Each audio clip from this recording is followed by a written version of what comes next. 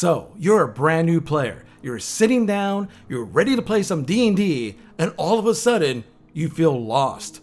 You feel almost like a burden to not only to the party, but to the DM. Well, in this video, I'm going to talk directly to the veteran players that might be running into the situation and how to welcome in brand new players into D&D and other amazing tabletop RPG games so that way you have a smoother session overall, or at least try to begin to lay down the works of getting that new player into becoming a veteran player. Let's get started.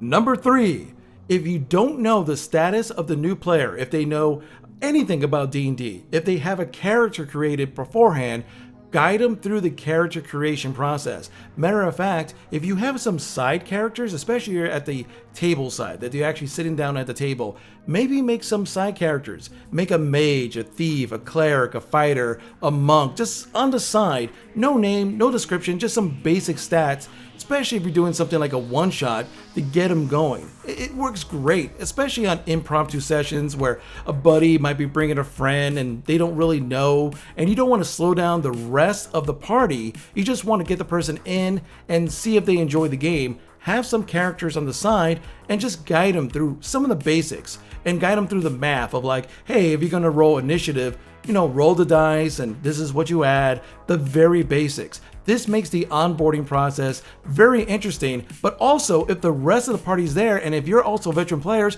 help that new player learn the character sheet, because not only one is going to make your adventure, be it a large campaign or a one-shot, go much smoother, it makes the brand new player already feel welcome. Because I'm telling you, with all these brand new players coming into the fold, going to game shops or conventions or going online via D&D Beyond, Roll20, Fantasy Grounds, you're going to get a lot of situations of people who might feel socially awkward and don't know the questions to ask. Cut them off at the pass. Make it as easy as possible to onboard them. And that is a great first step.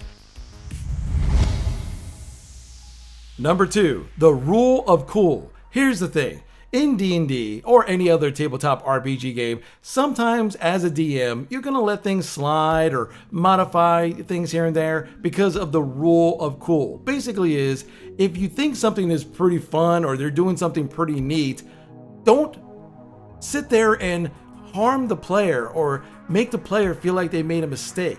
I mean, sometimes you have consequences. If the guy wants to jump over the table and do a backflip over this goblin and stab him in the back with his sword, go, okay, that is awesome. There might be a lot of mechanics and just let him do it, especially if they're a brand new player. Have the attack roll. Don't just sit there and go exactly step by step, especially if they're a brand new player. And if you do, explain why you're doing something. If they don't understand that they have to do an acrobatics check because they're jumping on a table and flipping over a goblin, tell them this is what's going on and point out, like say, he's playing a big old non-acrobatic barbarian going, yeah, you can do that. I mean, you can do anything you want. But trust me, that big old barbarian orc is not doing a backflip anytime soon, unless you roll like a nat 20 or something like that. But that is a good way of teaching, but don't break the flow of the play. Same things go to encouraging your players to try something out. The rule of cool is what makes D&D different from so many other games out there. I mean, not just D&D, but just tabletop games in general, from so many games out there. Because if you play a video game, for example, you're set to whatever animations or gameplay mechanics are in there. In D&D, if you are a bard and you feel like, having an arm wrestle contest with this Goliath, do it. I mean, the chances of you, out-strengthening a Goliath is probably pretty slim to none, but go for it. Encourage that behavior, because if you're a brand new player, you're so envisioned, you're so focused on the rules and the mechanics and all that stuff, that the rule of cool, which is something that veteran players, DMs, and players alike kind of flow with, depending on what's going on in the game and how loosey-goosey you are, but that's something that makes players have a lot more fun. Let their imagination go wild. Let them experiment, and if you are explaining some of the mechanics and the rules, tell them why. So that way when next time they play the barbarian and they want to do a backflip over another monster, they understand the risks, they understand the rewards, but overall they're having fun. Don't discourage that.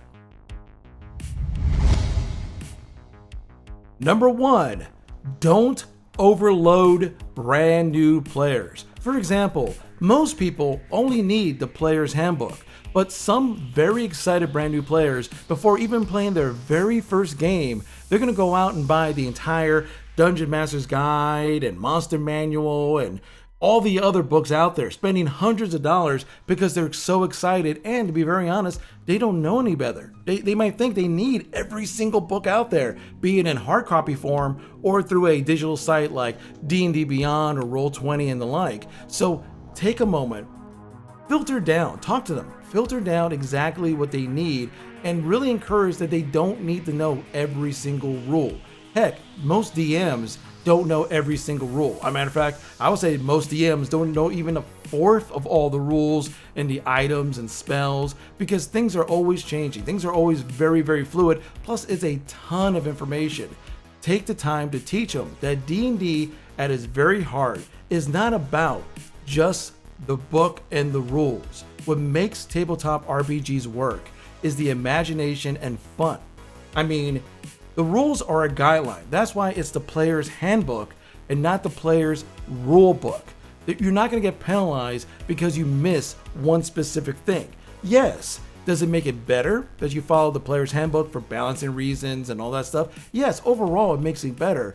But get that mentality out of new players' mind, because they're very nervous. They're thinking that they must make sure they know every single little thing. So if you know a brand new player is coming to the table, take the time to talk with them. Take the time, be it on Discord or talking to them over the phone or meeting with them in person.